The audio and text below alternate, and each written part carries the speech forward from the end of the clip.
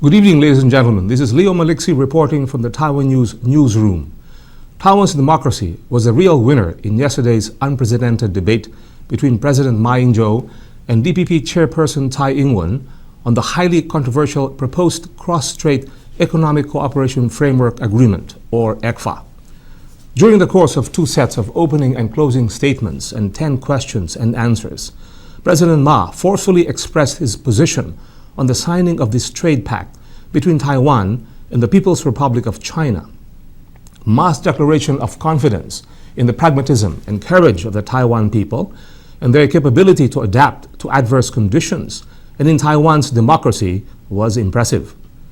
His last-minute announcement of an accelerated push to negotiate free trade pacts with Taiwan's other major trade partners may balance perceptions that the KMT's economic policies are locked on China. However, Ma's continued repetition of campaign-like slogans, his manifestation of a mocking attitude toward the opposition party and its chairwoman, and his frequent use of populist language in describing the DPP as whining in the face of difficulties or as irrational, may not win approval from middle voters. Many viewers will be unsettled by Tsai's repeated reminders that President Ma had failed to respond to her concrete questions on how the KMT government would be able to guarantee that no more agricultural products will be liberalized for PRC trade. Ma also lacked clarity on how industries and workers and farmers will be protected from the economic impact and redistribution of wealth from the rapid opening of Taiwan's market to PRC imports. Tsai effectively punctured the claims by Ma and other KMT leaders and media that the DPP only opposed ECFA for reasons of ideological or national identity. She succinctly captured the heart of the issue by saying that the biggest difference between the DPP and the KMT is that the DPP aims to go first to the world and then through the world to go to China, while the KMT wants to go through China to reach the world.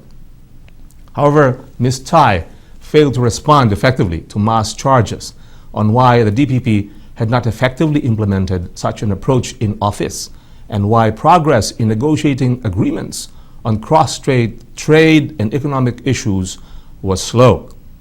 A major part of her response would have been to cite the DPP's reluctance to accept the political conditions imposed by the PRC, which Ma has accepted, such as the refusal to use the WTO platform for such discussions and to accept a one China concept under which Taiwan is not a state.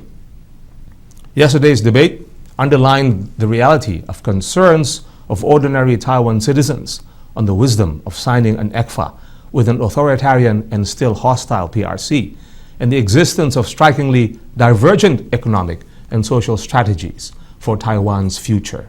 Hence, the debate has bolstered the argument that a responsible government would call for a national referendum on whether ECFA negotiations should continue, or at least to require that Taiwan's 23 million people make an informed final decision through a plebiscite. This is Leo Maliksi reporting from the Taiwan News newsroom.